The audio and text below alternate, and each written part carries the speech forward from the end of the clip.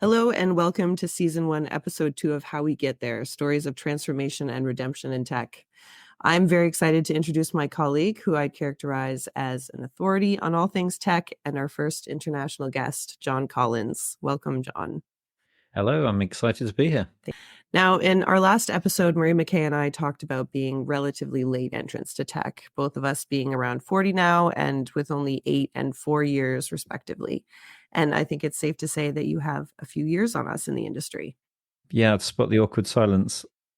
It's, I guess my first experience was at school, probably in 1981, 82, where we were playing around with BBC Micros and Sinclair ZX81s. And then I went to uni in 1984 and did a degree in it, which is scarily about 40 years ago now. So I've been kind of immersed in this whole thing for 4 decades.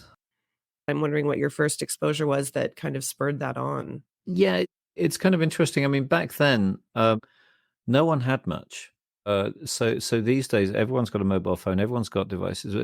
Back then, I was remembering with music, for example, there were like 8 albums at any one time going around the entire school. That was it. And so everyone had Rush. Everyone had Paul Young. Everyone had the pop album. Everyone had the Michael Jackson album.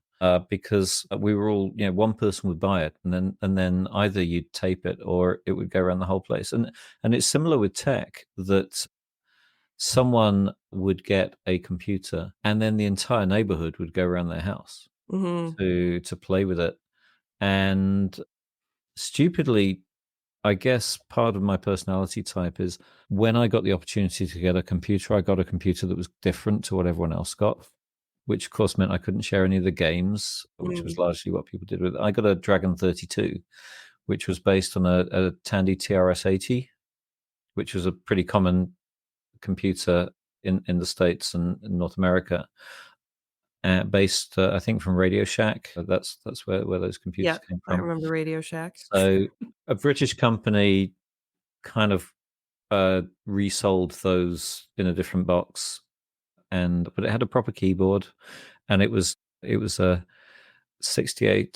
8000 chip, or something like that. Whereas the other computers, it was a more powerful processor, 68502. That name rings a bell. But yeah, it was a more powerful processor. But back then, that meant nothing, because all you were doing really was watching text move around boxes move around a screen or whatever. That was always very exciting, though. I remember having in my classroom, which would have been in like 1992, maybe, you would like program in something, and then it was a little turtle that would like draw a picture for you, and depending on what you typed in, it would like do a different design, and it was just so captivating. That's literally called something like Turtle Drawer, isn't it? I believe that's what it was. Yeah. Yeah. No, that's, I mean, great learning tool. I think back when I was doing it, I was getting magazines and typing in lines of code, and if it worked, then you were lucky, because either you would type it in wrong, or often it was actually printed in the magazine wrong. And if it didn't work, that you would just look at it going, I don't know, no idea. I just typed in these random characters, and then, of course, from there, you started to go, oh, well, hang on, maybe this is why it didn't work, because it sent you to a line that doesn't exist, or whatever. So I've started to learn to program in my teens, largely because, and debug code, largely because I was there doing it, and it didn't occur to me to not start programming, if that makes sense. I had the thing, I had the magazine. I didn't think of it as programming. I just thought of it as, I want to play this game. I've now got to type in all these lines. Oh, it doesn't work. Why doesn't it work? Etc.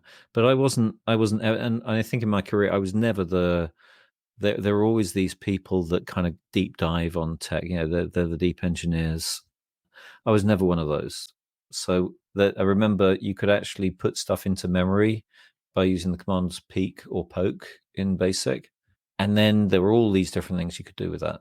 You could, and that's where graphics, you could actually poke information into the graphics processing and then start drawing things like the turtle or whatever. I was, that didn't understand a word of that. So I could type stuff in, I could make it work, but I was never that deep dive engineering type. Still not. Yeah, different levels of curiosity, right? You know, I remember like engaging with DOS prompt, I think is what it was called, and typing it in and having things happen, but then it was just like there was a level at which I was like, all right, I'm done now. And I think a lot of people that ended up in deep tech or they couldn't Hmm. let that go. They just kept going at that moment when I decided to stop. I remember a guy called Stephen. When my first job at Philips as a programmer, it was the only company that gave me a job after university. I didn't kind of think, oh, what shall I do? It was like, oh, well, I have no choice. So Mm, I took this job, and there was a guy called Stephen who started at the same time as us. And at coffee break in the morning, in the main building, which was like 500 yards away from where we were working, there was a vending machine where they put sausage rolls, which were nicknamed sliders. So just a sausage in a like a cooked sausage rather than a hot dog, but in a hot dog bun. mhm, And so he wrote a program called the Slider Decider, which essentially it was like a computer game, and you'd put in all the names, and it would have them all across the top of the screen, or no, the bottom of the screen, and then he had a graphic of the sausage roll, and it would start dropping down the screen, and then it would land on someone, and then they had to do the long walk to pick up the sausage rolls. And I was never that guy. I would never mm. have kind of been writing programs for just the sheer joy of it. There are other people doing ray tracing, graphical, making 3D images and so on and so forth, even back then. And I just looked at them with awe and thought, but I've got other things I want to do in my time, Yeah, So, yeah. so both envy and relief, I guess. I think it's interesting because this industry, it definitely, like, monopolizes on these deep-seated skills that people have and these curiosities that they have, but something that I was actually thinking about today was bad habits, and how it's almost like there's a place for bad habits in the tech industry that are not available in other industries. And my example is that my bad habit is that I tend to be incredibly grandiose. So I will see something and it's like, you know how we could fix this? We could change everything and we could totally revamp it and start over with something fresh. And say in a tech startup, that is, everybody's down. They're into it. They're like, yeah, let's try that. Mhm. Let's do it. And so yeah, I'm curious if you have any bad habits that you found have kind of been like encouraged and advantageous even. Oh goodness. I mean, the there's one company I can think of where someone working there said their job was to hold on to the string of my balloon. Because yeah, you want ideas. I'm full of Yeah. them, and at the moment in time, and it's always kind of touch points. It's always how different things come together, and you go, well, hang on, if we take these three pieces, then there's a pattern of how they all fit together, and suddenly we could be doing really exciting stuff with this. We could, and it could be anything. It could be we could have an entire webinar series about Mhm. whatever. So I'm kind of with you on that. That mm, it's very easy in this industry to wrap up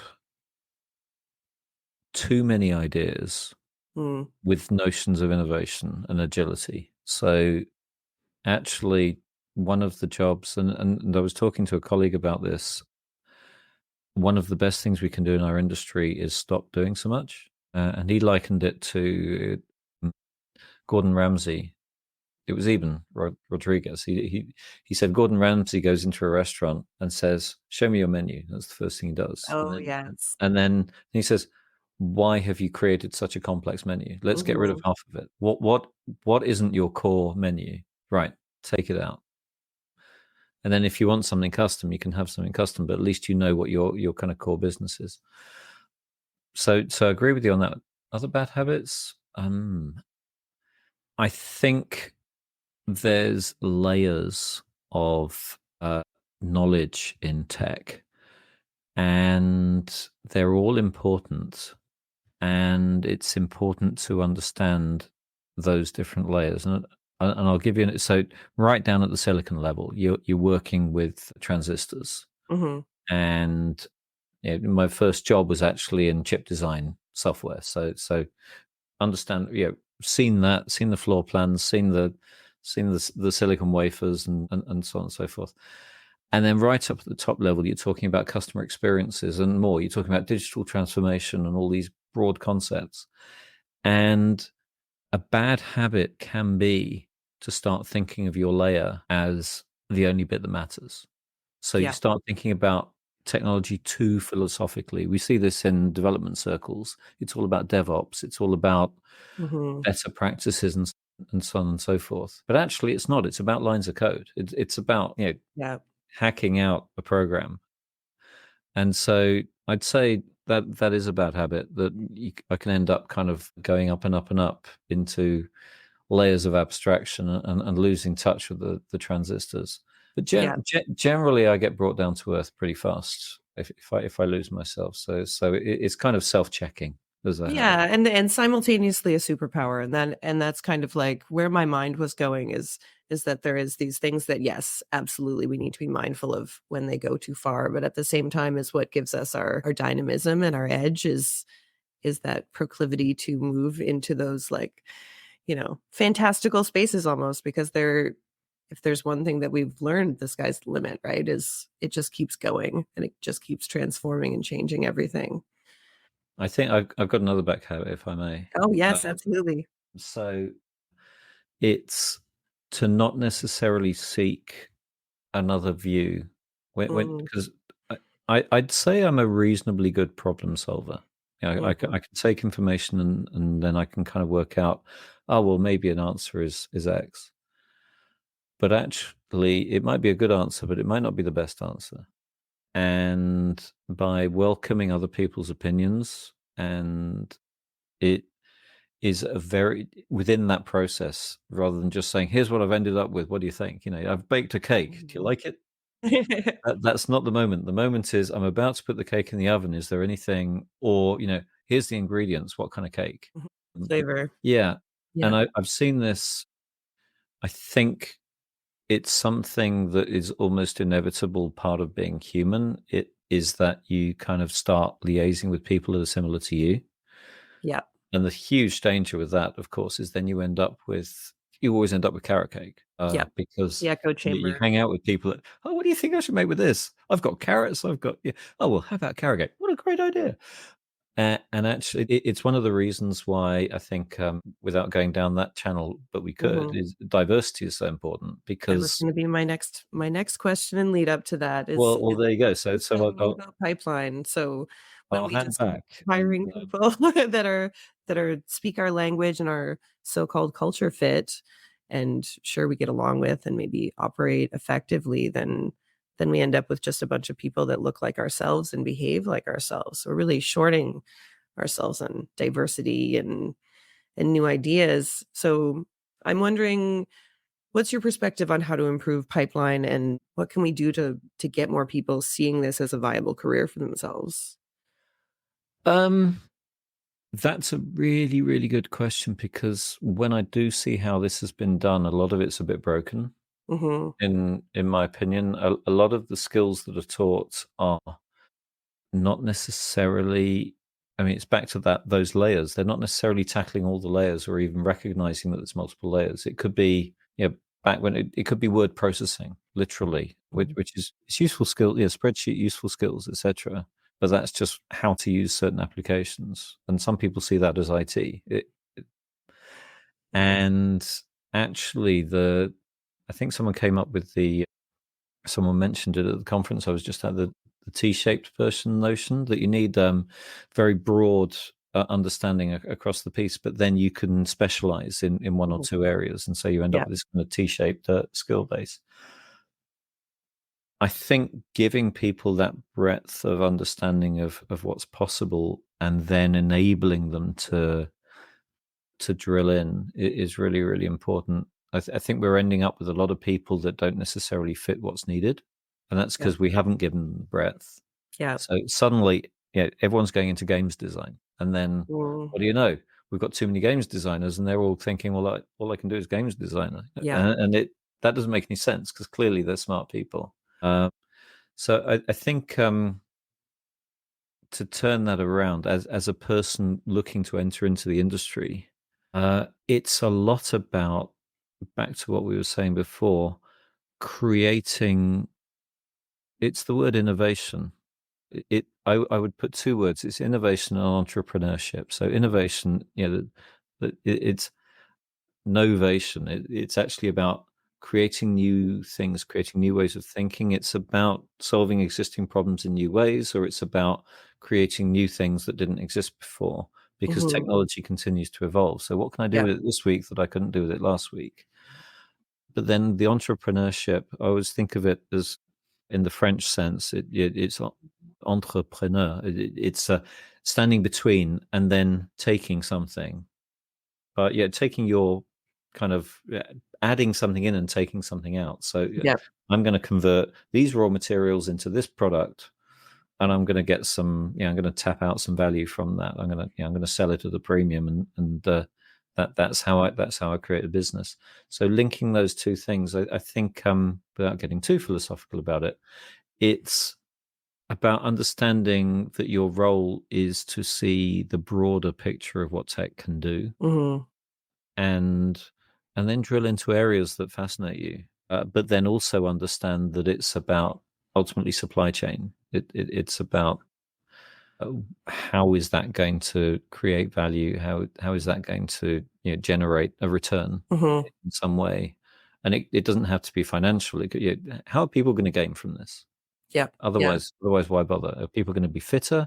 Are people going to be able to communicate better? What is it that's going to make this useful? Yeah. And those kind of mindsets start when you're 3 years old Mhm. to start problem solving, to start going, yeah, what can I do with this? And I think even just the kinds of games and toys that enable that level of test and learn Yeah. are hugely valuable when you then go into a tech kind of environment, because it's like having pets. You're constantly you're already there, Mhm. or musical instruments. You're already there. You kind of you're not afraid of new things coming up. You're going, oh, what can I do with this? Yeah. I love that, just to go back, that idea though of nurturing people into tech by virtue of them knowing what the options are rather than like STEM or tech with a capital T, but these are the different careers and these are the different areas that you can go into. I think that is something that has kind of been overlooked in pop culture. So the idea is just, oh, you can get a great job if you go work in tech. And it's like, what would I do? I don't want to do coding. And it's like, or I don't want to make websites. And it's like, no, there's so many different options available for people depending on what their skill sets are, for sure.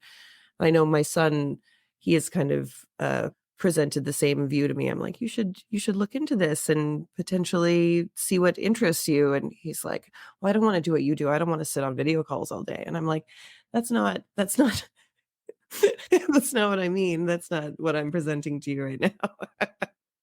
Video calls all day are something that I love. So, that suits me and not you. But yeah, there is I feel like there's space for almost everybody, and I think that most people don't want for innovation. I think that's almost a very base human instinct when presented with a challenge. There's a little bit. I mean, there's a lot of, but I think this does also uh, bring in the concept of imposter syndrome, which I know we can all feel. And I mean, right back to what I was describing in my school and slider decider days, I always felt slightly inadequate compared to these people that really had the smarts and so on and so forth. But I think people look at the tech industry from the outside as kind of, oh, that's just for super smart, geeky programmer types that are kind of going to be Mhm. talking in code all the time, engineering world. Yeah. And if that is true, then I mean, obviously it's true in part, but I don't want to say there's so much more to it than that because that makes it sound like there isn't. And I'm just trying to kind of put a gloss on it. It it's actually the wrong way round. There is the engineering element of the tech industry, but there's so many other elements. And I Mhm. think it's more about, rather than going, that's not for me, it's more about going, what are my skills? Because whatever those skills are, the tech industry needs those skills. Yes. Yeah. And it's finding out where in the tech industry those skills are going to be valid. A bit like, I don't know, a stupid comparison, but in the fashion industry, it's not all about clothes. It's Mhm. about supply. It's about materials. It's about international relationships, Environmental e- sensitivity. Yeah. environmental sensitivity. Yeah, Yeah. not draining a lake in Azerbaijan Mhm. in order to make the cotton in India. In order to Yeah. there's so many facets. So I guess where I would leave that is it's not what you can do for the tech industry, it's what the tech industry needs from you. Mhm. Yep. What do you bring to the party is actually probably something really useful. Yeah. I would fully agree with that, and I cover this in the last episode, but this concept of technical versus non-technical, which I like to think of it as a spectrum. So, you've got on the one end positions that, are not necessarily very technical, and then the ones that are incredibly deep dive technical. But we're all kind of along that spectrum. And if you're someone who maybe struggles with setting up your email, but you can sell really well, there's still a place for you. There's no need for you to be the most deeply technical person in this industry necessarily, and I think people Mhm. default to that a little bit. So, uh, yeah. There's, if I may, that some when I was working for a consulting firm, some of the old grizzled consultants, what they were doing was largely fixing broken technology Mhm, deployment projects. The reason they had to do that was because there were so many of them, because generally it's very hard to get technology deployment right, which means the flip side of that is it's very easy for it all to go wrong. mhm. And so these people would come in and they would ask questions like, so what was the problem we were trying to solve here? Yep. I love And that question. I love that it's question in so many it's different situations. it's super powerful. It is. It's because people forget, and I think that the humanity of it, and here we're not talking about kind of programming as in kind of creating things. We're talking about deploying. We're talking about making it work in practice. Mhm. It's where the rubber hits the road, and that's where a lot of tech fails. So if you think anyone listening out there thinks, well, actually, I don't know much about tech, but I do know what good looks like, or Yep. I know when something's just going to be throwing money into the one-armed bandit for the next 5 years and never winning. Mhm. I can sense that. That sense of value delivery is massively important and a Yep. huge. I've seen people with I saw a guy, he started as a botanist, and sure, he ended up knowing the terminology of tech. He could probably hold a screwdriver, but that wasn't his starting point. Mhm. But what he brought to the party was just being able to go, two things: this ain't going to work, but it will if we do ABC. So he was Yep. solving very human problems. And my old boss, Ruth, she was just amazing at just rolling her sleeves up and going, right, well, none of this is going to work unless we start working together properly. Let's sort that out. And there's so much to do. What Yeah. can I say? Yeah. I have a friend who works in cybersecurity, and he's actually going to be a guest in the future, which I'm looking forward to, but he definitely described it as being one of the least glamorous jobs, is to go back and fix what people have deployed and isn't working. And when they don't want something new, but they just want the same thing but to work better, is the willingness to go in and dig in and kind of fix is something that's needed very much, because it's harder than creating something from scratch even. There's a weird kind of double, but it's kind of bait and switch thing of where you need to be able to talk a bit tech in order to get in the room, and then tech isn't the most important thing to be discussed. Mhm. It's how the heck are we gonna? We've spent far too much money already, and it's already broken, Yep. and then it becomes a human. I mean, with security stuff, understanding relative risk. It's stuff that we do all the time as individuals. It's the stuff that when we talk as tech people about the business, business decisions are largely risk decisions. Well, if I buy Mhm. it now versus if I leave it, will I miss out? Kind of stuff. But having that understanding of of whether being able to apply that understanding, because we've all got it. Mhm. It's an inherent thing. Yep. I think is super powerful. Yep. Completely agree. So my final question, which I am going to be involving in every episode, is if you were not in this industry doing what you're doing now, where do you think you would be and what do you think you would be doing? Oh, well, that's easy for me. Is it? Uh, well, I joke with friends about this. Would I rather be someone that's worked in the tech industry for 40 years nearly, and lives in a property, etc., Mm, or would I rather have spent my years working in music and mm, still being rented and and it's a dilemma. mhm. But I'm very very lucky to have been working in the tech industry and have had such great experiences, and I can still also do music. But yeah, no, I think if I back to the imposter syndrome, I think the barrier to entry for becoming a musician was just a bit too high for me when I was a teenager. Oh, So I that's defaulted to fascinating. something Hmm. else. But yeah, no regrets Yeah, because there's still time, right? absolutely. Always time. Well, thank you so much, John. I really appreciated this time with you, and I hope our listeners enjoyed it as well. Please follow or subscribe on your streaming service, and we hope to have you with us next time. Thanks so much, John. No problem. Glad to be here. Bye.